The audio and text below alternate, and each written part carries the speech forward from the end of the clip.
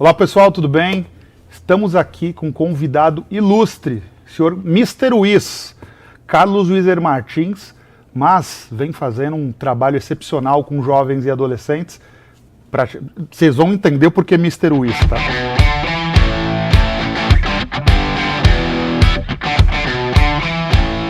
Quando que você veio para Campinas? Eu me formei, eu tinha 30 anos de idade. Me formei nos Estados Unidos, na Universidade de Brigham Young, e de lá eu vim para Campinas. Isso tem tempo. Já está fazendo mais de 35 anos. Já veio para cá? Vim diretamente para cá porque fui contratado por uma multinacional que tinha sede aqui na região. Que legal. Não era essa casa ainda? Não era essa casa, eu fui morar numa casa alugada, fiquei naquela casa por um ano. Mais tarde eu comprei a minha primeira casa aqui na cidade. Posteriormente passei para uma terceira casa e hoje estou nessa casa que estou aqui há mais de 20 anos. Que legal. Olha a vista que o Carlos tem aqui da casa dele em Campinas. E aqui mora toda a sua família, você, sua esposa. Então aqui eu criei meus filhos. Que legal. Acontece que o tempo passa, os filhos crescem, vão embora, só fica o pai e a mãe. Mas essa piscina os filhos ainda vêm brincar um pouco com você. Não somente os filhos, como os netos. Só que legal. Muito bom. Vamos entrar para falar um pouquinho do Carlos, entender um pouco mais dele. Vamos lá, gente. Carlão, senhor Carlos Wizzer Martins, a gente vai fazer algumas perguntas para você, te conhecer um pouco mais. Eu já te conheço há 3 anos, pouco mais de 3 anos, e eu falo que eu tenho a grata oportunidade de, sempre que você pode me convidar para algum local, de prestigiar. Eu até comentei um outro dia, como você age, como você cuida das coisas, como você tem cuidado com tudo e com todos, e acho que é uma oportunidade de todos poderem te conhecer um pouco mais. Então a gente queria te escutar, meu queridíssimo amigo Carlos Wizzer. Em primeiro lugar, agradeço a você e toda a sua equipe de profissionais que abriu esse espaço para a gente compartilhar experiências, compartilhar modos de pensar, de agir, especialmente de se importar com as pessoas. Você falou muito bem, eu tenho sempre um olhar humano, uma vez que eu acredito que ninguém é uma ilha. As pessoas vivem em comunidade. E quanto mais você compreende isso e ao mesmo tempo entende a importância de você estar vivendo em comunidade, você é que se fortalece. Que legal. Estamos aqui também com Dona Thaís, que vai nos acompanhar aqui na entrevista. É uma honra conversar com você, um dos maiores empreendedores do Brasil. Eu estava conversando agora há pouco com o Marcos, né? Quanta gente na vida passa por momentos tão difíceis, né? Porque o que a gente conta não é o que de fato aconteceu. Os bastidores é muito mais do que além do que a gente conta. E a gente estava comentando no carro o quanto que você deve ter persistido na sua vida, né? Momentos decisivos que você passou, e por você ter insistido, por você não ter desistido, quantas pessoas também alcançaram os seus sonhos, né? Puderam ser impactadas. Então é um prazer estar com você aqui hoje, com o Marcos, toda a equipe, para a gente contar um pouquinho dessas histórias. Seja bem-vindo. Esse Carlos hoje, na lista da Forbes, com vários negócios, mais uma inspiração agora, que são as escolas Mr. Wiz. É um cara conhecido no Brasil, começou algum dia e persistiu bastante para poder chegar até aqui. Fala um pouquinho desse Carlos, antes do sucesso, antes de todos saberem quem é Carlos Wizzer. Em primeiro lugar, eu gostaria de compartilhar com todos, sendo que estamos aqui na intimidade, estamos aqui num espaço reservado, que eu jamais pensava que eu estaria à frente de um projeto de educação em larga escala. Mesmo porque quando eu era um aluno, quando eu ia para o colégio, não conta para ninguém, eu era um péssimo aluno, as minhas notas eram terríveis. Sabe aquele aluno perdido, que não se encontra em sala de aula, o professor explica, ele não entende, tem tarefa de casa, ele não sabe qual que é, dia da prova é um desastre? Esse era eu. Então, às vezes, você pai, você mãe, que tem um filho que está meio perdido, desorientado, talvez você tenha um pequeno wizard dentro de casa. Tudo que você precisa é acreditar no garoto, na menina, dar o apoio necessário, ou seja, ter uma paciência que vai além da condição normal. Então, quando foi que eu me descobri como profissional e, ao mesmo tempo, como empreendedor, um educador e empreendedor? Tem mais um fato que eu acho que é relevante citar, que quando eu fui estudar nos Estados Unidos, depois do primeiro semestre eu desisti. novamente me senti frustrado, desqualificado, despreparado. Eu pensei, educação não é para mim, eu vou embora. Graças ao apoio da minha esposa, a Vânia, ela disse, negativo, Carlos, você veio aqui para se formar, enquanto não se formar, nós não vamos voltar. Então, se eu estou aqui hoje falando com vocês sobre sucesso, liderança, conquista, realização, em primeiro lugar, agradeço a Deus, em segundo lugar, eu agradeço a Vaninha. Se não fosse por ela, não sei onde eu estaria agora. Muito bom. E esse apoio, você está casado desde? Estou casado há 45 anos. 45 anos. Que legal. Então a Vânia acompanhou toda essa trajetória. Certamente. Quando eu casei com Vânia, eu ganhava um salário mínimo por mês. Nem todo mundo sabe, mas a minha lua de mel foi numa Kombi. Não sei quantas pessoas passaram a lua de mel numa Kombi, mas o Wizard passou. Que legal. Então, olha que interessante, hein? Um menino desacreditado na escola, que encontra o amor da sua vida antes do sucesso, e estamos aqui falando com um dos homens mais conhecidos do país. Então olha como é importante a gente buscar essa compreensão, que eu posso dizer que é espiritual, de você entender na Vânia e a Vânia entender em você, algo diferente de falar, vale a pena a gente seguir? Esse é um aspecto interessante, Marcos. Quando eu estava me aproximando do casamento, eu resolvi cancelar o casamento. Eu disse, meu amor, eu não estou preparado para tirar você do conforto da tua casa. Eu gostaria de te dar mais tudo aquilo que uma mulher deseja ter em casa. Então me dá 1 ano, 2 anos, 3 anos, eu vou trabalhar, me empenhar para te dar mais conforto. E daí ela falou uma coisa que tocou meu coração, Marcos. Ela disse, Carlos, não estou casando com o teu dinheiro, estou casando com você. Então até hoje me emociona, porque eu tenho certeza que aquela união foi 100% baseada na confiança mútua, no respeito, na fé, no amor mútuo, e não tinha nenhum interesse de ordem material ou de outra natureza. Isso tudo antes dos 30 anos de idade? Eu casei, tinha 22 anos. 22 anos. Você conta em alguns lugares essa sua ida para os Estados Unidos, e você já estava com a Vânia? Eu fui em 2 momentos para a América. Eu tinha 17 anos, queria muito ir para a América, então eu cheguei em Nova York com $100 no bolso. E depois, casado, mais tarde, daí eu chego com a Vânia para fazer a faculdade. Isso com quantos anos? Tinha 26. 26 anos de idade. Então você já tinha encontrado o amor da sua vida aos 26 anos de idade, mas ainda não era um educador e um empreendedor. Não. Na verdade, o meu sonho, Marcos, naquela época, era me formar, conseguir um belo emprego, subir a escalada corporativa, trabalhar alguns anos numa empresa, depois ser transferido para uma outra. É isso que eu pensava. Que legal. E aonde esse Carlos, que buscava um cargo executivo, buscava suprir os desejos da sua esposa, até por amá-la, aonde que o Carlos tem essa virada, tem essa inflexão, como a gente fala, de olhar e falar, eu sou um empreendedor, ou isso foi acontecendo aos poucos? Como que você se viu um empreendedor? Então, onde foi esse ponto de inflexão que você falou, eu vou para outro lado?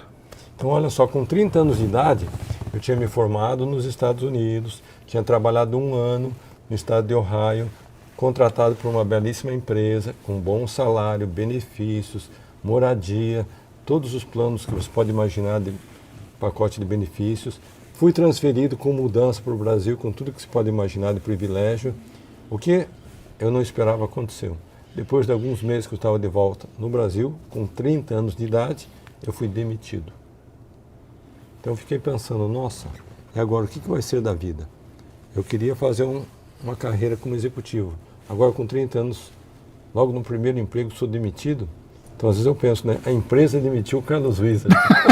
Tem isso, é verdade. Mas na minha frase, na minha coleção de frases tem uma que para mim é um lema de vida. Às vezes, a melhor coisa que pode acontecer na vida do indivíduo é ser demitido. Porque daí ele começa a pensar naquilo que ele nunca pensou. E naquele momento, Marcos, eu tinha 2 opções. Ou eu ia mandar currículos, Sim. tentar uma outra vaga, ou eu ia empreender. Algo me dizia que eu deveria empreender, mas não sabia por onde começar, com quem falar, aonde e ter informações. Mas eu tinha uma confiança, que Deus podia me indicar o caminho.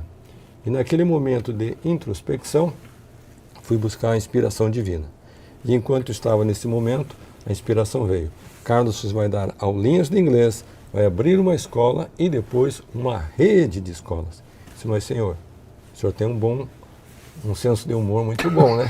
Eu estou desempregado, não tenho dinheiro, não tenho equipe, estrutura, apoio, não tenho nada.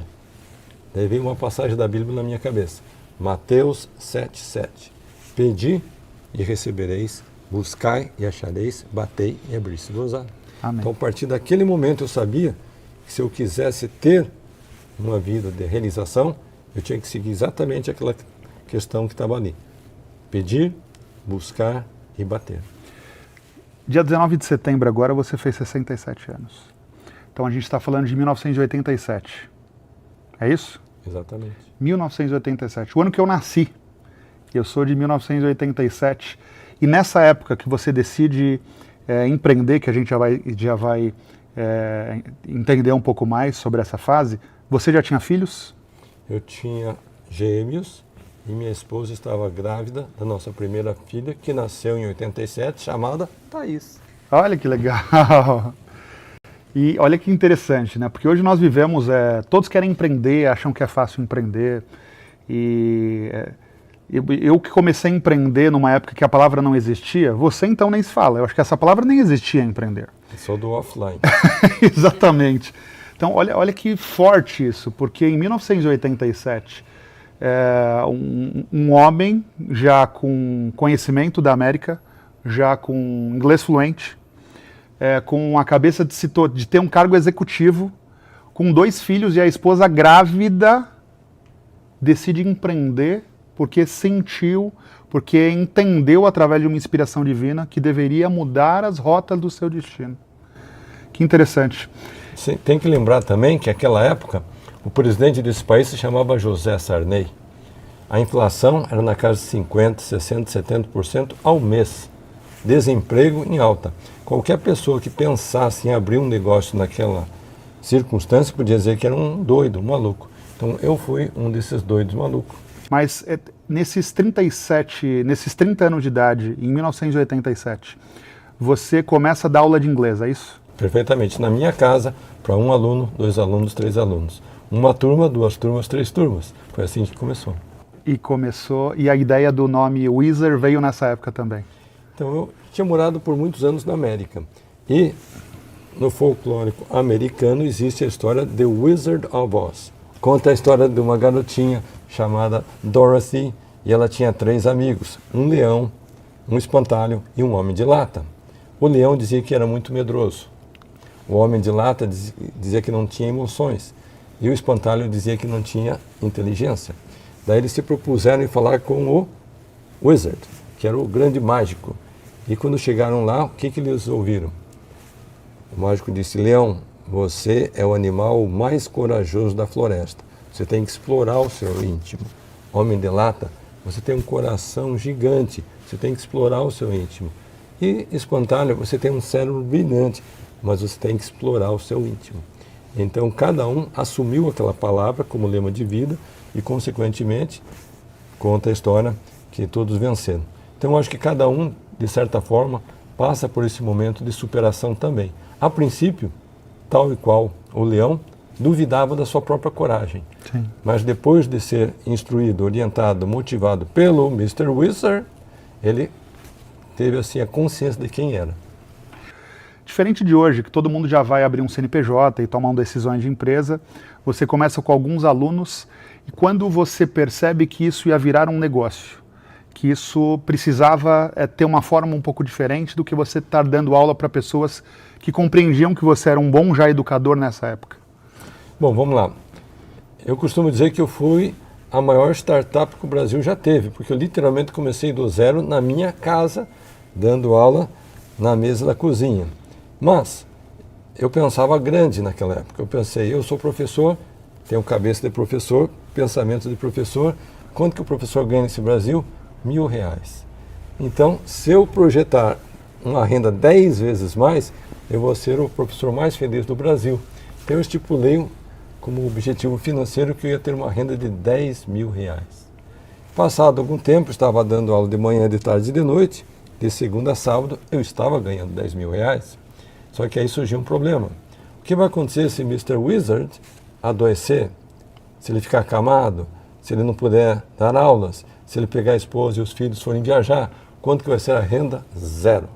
Então, naquele momento, veio a inspiração, você tem que multiplicar a sua capacidade empreendedora, trazer novos professores, de alguma forma treiná-los, licenciar o seu método, a sua marca, acompanhá-los de forma que eles vão ter os próprios alunos, vão expandir o negócio e você vai ser beneficiado com esse modelo. Então foi ali que surgiram os primeiros franqueados da Wizard. Tem o franchising, ele nasce em 87 também, né? Coincidentemente. Nasce nessa mesma época. Então, o franchising estava engatinhando no Brasil, ainda se formatando, entendendo. Eu me considero um dos fundadores do franchising brasileiro. É, isso que eu ia comentar, porque o mercado fala muito sobre isso, de você ser um dos fundadores do franchising brasileiro. E se a gente sair de 87, quando você começa as aulas e daqui a pouco começa a virar um negócio e replicar isso para outros professores, da onde vem a ideia de você começar transferir isso para sócios franqueados, para pessoas que vão conseguir replicar para terceiros? Tem um aspecto particular, Marcos, que eu vou compartilhar com você. Enquanto eu estava na faculdade, eu tinha que fazer projetos, fazer leituras, tinha que entregar tarefas, ou seja, tinha todo um currículo acadêmico que eu seguia. Mas, em determinado momento, eu vi que aquele currículo acadêmico não tinha muita conexão com a realidade do dia a dia. Então, eu passei a formar o que eu chamava de a Biblioteca do Sucesso. Foram livros que eu comecei a ler, literaturas que falavam sobre liderança, negócios, motivação, pessoas, equipes. Ou seja, eu fui formando uma base de conhecimento que mais tarde teve uma influência muito grande.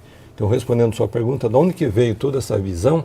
Certamente a inspiração veio daquela literatura que não fazia parte do currículo. Sim. Mas, de uma forma isolada, eu acabei voltando minha atenção, meu tempo, energia, para assimilar aqueles conhecimentos. Mas você começa a ter, até uma dúvida, amigos próximos ou professores que você contrata, mas esse salto do franchising, ele acontece muito perto de 87 ou você ainda... Levaram 3 anos. 3 anos? Ou seja... Já em 90 você começa a franquear. Nós tínhamos uma base de 100 professores em 3 anos. Só tinha um probleminha. Muitos daqueles professores se contentavam em dar aulas para 5, 6, 7 alunos, não tinham uma visão expansionista, empreendedora, estratégica. Então, depois de 3 anos, eu mudei o perfil do meu parceiro de negócios. Em vez de buscar professores, que são técnicos profissionais de ensino, Sim. eu fui buscar investidores. Pessoas que nem inglês sabiam falar, mas tinham uma visão ampla de mercado, tinham uma estratégia comercial, eles alugavam excelentes pontos, faziam toda a decoração, fachada e, claro, investiam em marketing. E iam dar conta de estruturar um negócio para você começar a crescer de uma forma organizada, né? Correto. Porque esse é um ponto importante do franchising, né? Você está trazendo uma visão você inicia na base dos professores. Eu quero ter professores de inglês para me ajudar a replicar isso. E chega em 100 professores e percebe que o negócio não ia. E é necessário fazer novamente outra mudança. Como que você tomava essas decisões tão importantes? Porque é uma mudança que se você simplesmente, provavelmente de um dia para o outro, você falou, olha, não é esse o caminho. Teve um momento que foi decisivo, determinante e marcou um ponto, literalmente, de redirecionamento de rota. Por quê? Você sabe, qualquer empreendedor, quando começa, ele é a empresa do eu sozinho.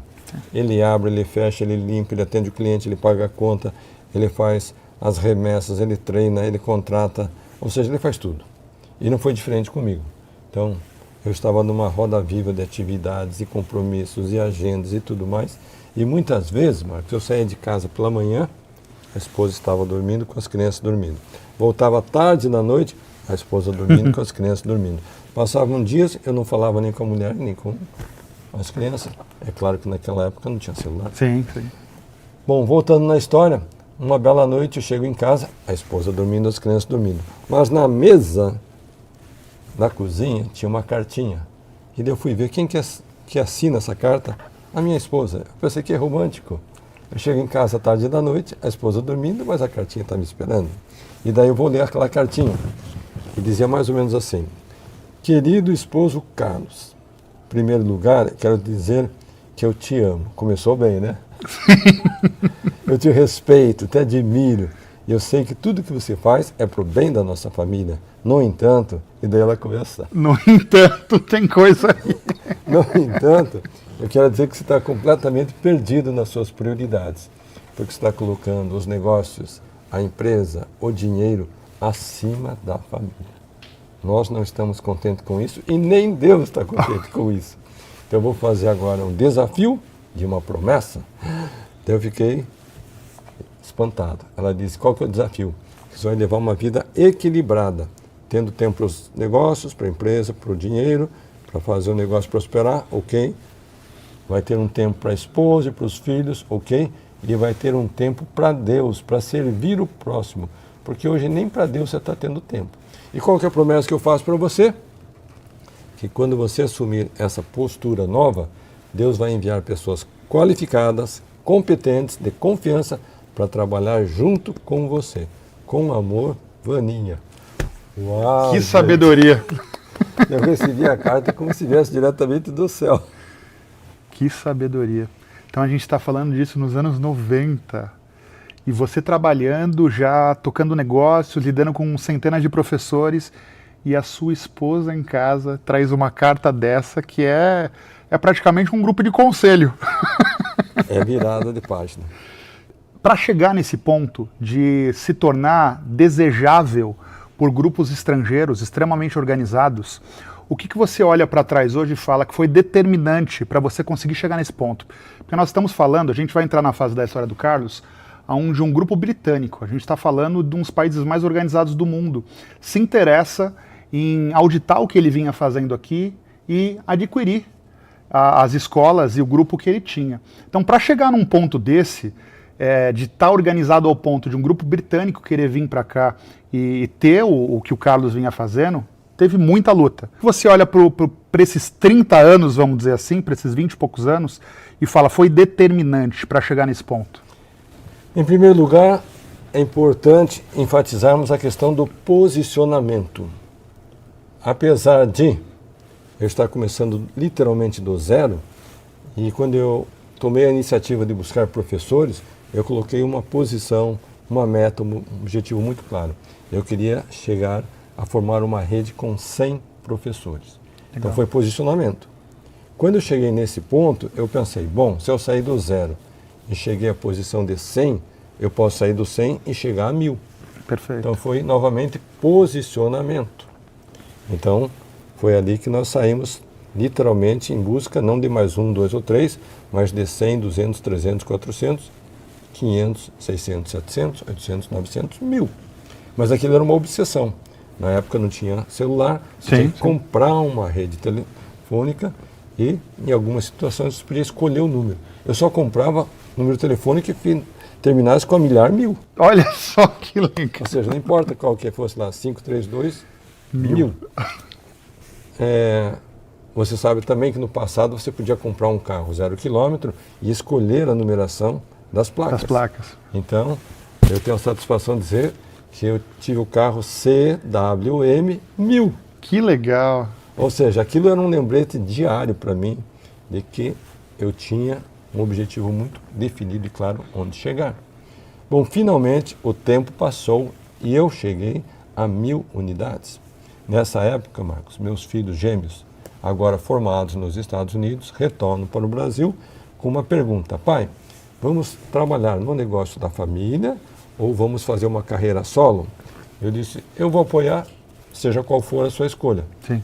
No entanto, se vocês ficarem no negócio da família, a sua permanência vai ser baseada em resultados. E eles concordaram.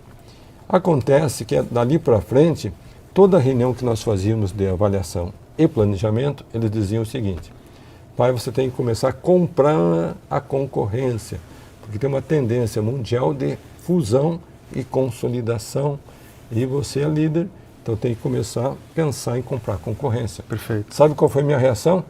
Negativo. Deixa a concorrência de lado, nós somos líderes e eles ficam lá e nós estamos aqui, tá bom?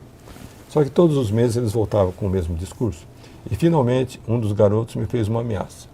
Pai, se você que é líder não tomar essa postura de aquisição, fusão, comprar a concorrência, vai chegar algum investidor estrangeiro, vai ver essa concorrência toda virgem, vai começar a consolidar, e você que hoje é líder vai ficar refém do investidor estrangeiro. Naquele momento, eu vi a ameaça que estava diante dos meus olhos. Fiz um cheque de 1 milhão, podem ir às compras. Depois de 3 semanas, eles voltaram felizes. Pai, já encontramos uma rede para comprar. Eu acho que eles já estavam negociando, fazia tempo, sabe? Sim.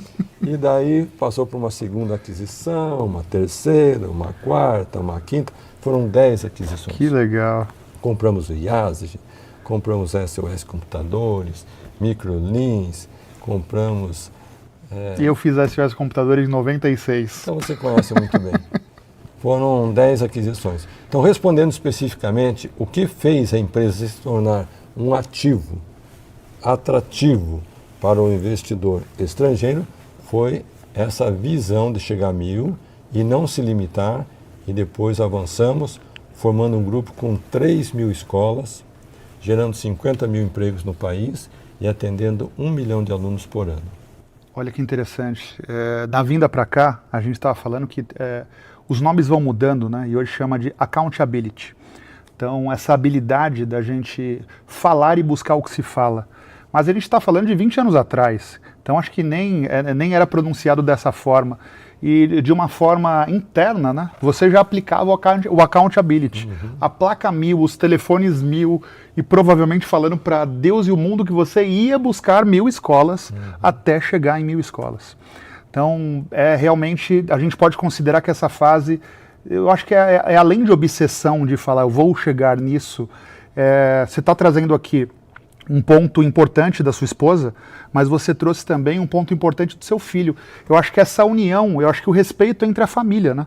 Porque 2 momentos importantes dessa construção que você fez, tem a sua esposa, a Vânia, e tem os seus filhos voltando dos Estados Unidos, e você parando e entendendo, e a gente percebe que isso às vezes é muito difícil em algumas famílias, essa união e essa junção que foram primordiais para quem o Carlos é hoje. Perfeitamente.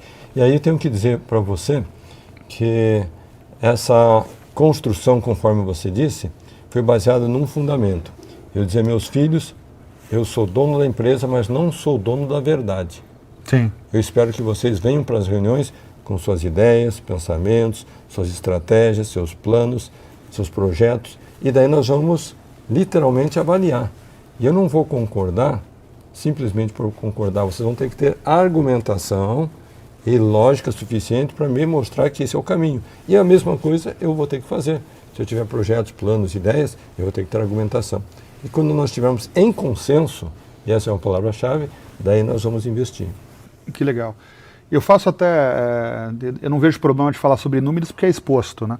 Mas ali em 2014 acontece a venda do Grupo Multiholding, por números próximos a 2 bilhões. E a maioria das pessoas talvez olhariam e falavam, parou, vou focar na família, vou focar em viagem. Você começa a fazer aquisições, fusões, e há o interesse de um grupo estrangeiro no que você estava fazendo aqui, é isso? Exatamente. Bom, vamos lá. Temos que entender que depois que você faz uma negociação desse montante, literalmente você não precisa trabalhar o resto da sua vida, nem seus filhos, nem seus netos.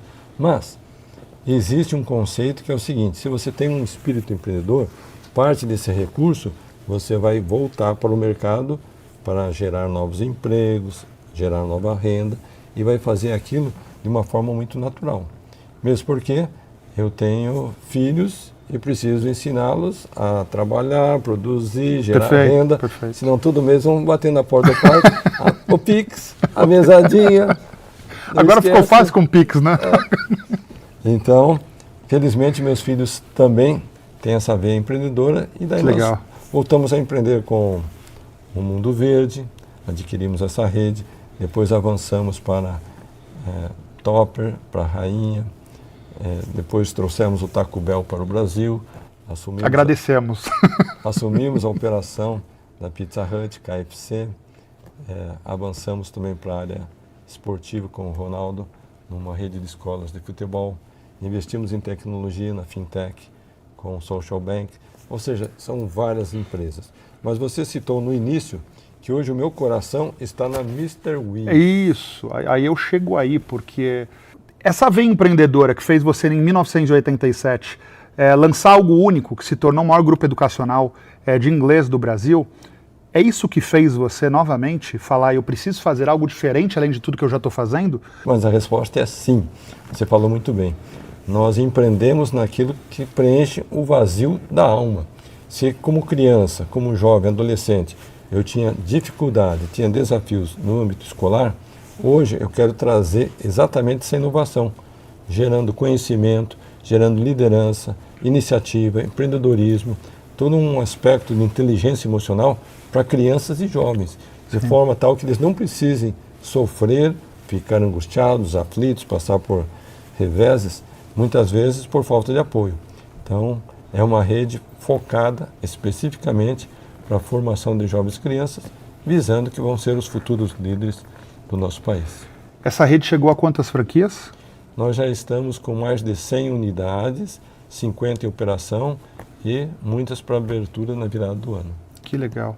E se arrumou um problema para a sua vida, que é o seguinte, esse bonezinho roxo que você começou a colocar no último mês, não dá mais para abandonar, porque todo mundo está vinculando o Mr. Wiz com um bonezinho roxo.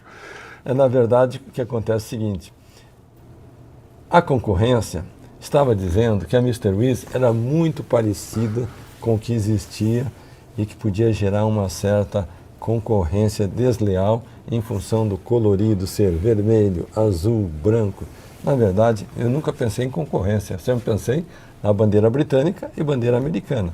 Mas, sendo que a concorrência veio nos provocar, nós inovamos, abandonamos as cores e agora estamos usando o lilás, o preto, o branco, o cinza, que deixa a Mr. Wiz uma escola única no nosso país. Quando você formatou para esse jovem que às vezes não tem oportunidade de aprender sobre isso, qual foi a sua ideia? Qual é o público hoje que acessa a Mr. Wiz? Essa é uma pergunta recorrente.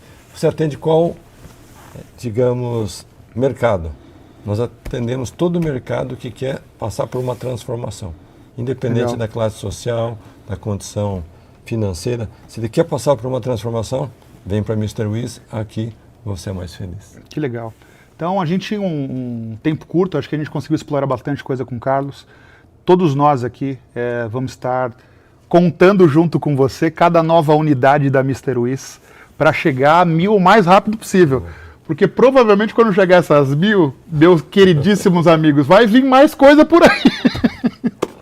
Então você já está vendo essa inovação toda. Quando chegar nessas 1000, automaticamente vai vir coisa nova por aí. Carlos, a gente fez uma surpresa para você aqui. Eu sei que você está com o tempo apertado. Vamos. A gente trouxe aqui em nome de toda a vida. Obrigado. Você, com todo carinho. Para agradecer toda a recepção maravilhosa que você teve com a gente. Nossa, olha só que lindo, gente. Olha, daqui já vai para a mala, da mala já vai para a América. Tem uma surpresa amarela para você lá embaixo. É mesmo? Ó, vamos ver se dá. Deixa eu te ajudar aqui, deixa eu colocar em cima da mesa. Ó. Olha aqui que lindo, gente do céu. Nós personalizamos. O pessoal da Believe realmente sabe encantar o cliente, ó. Os jovens são o futuro do Brasil. Mr. Wiz. Unibi, Believe, Carlos Wizer. Temos show de bola. Fizemos uma caixa que eu faço questão de... Oi? Tem mais uma surpresa. Os estagiários estão aqui, os universitários estão aqui falando conosco. Isso. Nossa, é muita surpresa, gente do céu. Eu acabei de fazer aniversário e o presente veio hoje. Olha que lindo, gente. Carlos Wizer, agradecemos a sua participação no Bi na Porta e em prol da nossa missão de democratizar o marketing digital no Brasil. Que esse símbolo represente o impacto positivo que você ajudou a criar em nossa jornada rumo ao futuro dos negócios. Com carinho, Believe Group. Thank you Muito very bom. much. Temos uma caixa que eu faço questão de você levar para a América. Vamos ver se cabe tudo isso. Mas temos uma caixa para a Vaninha. Nossa. Também com uma camisa feita para ela. Thaís, por favor. Tem também vários mimos para ela, mas Gente, tem não vou uma nem placa. abrir. Eu vou Isso. escutar aqui e vou colocar na mala. Muito bom. E Carlos, eu sei que você está com o tempo apertado, realmente agradecer. A ideia de começar essa jornada de podcast conhecendo pessoas como Carlos, e eu falei, será que ele vai aceitar abrir a casa dele? E aí eu converso com ele só me manda um joinha e fala, gostei da ideia. Estamos aqui. Muito obrigado. Marcos. Felicidade, sucesso. Muito obrigado.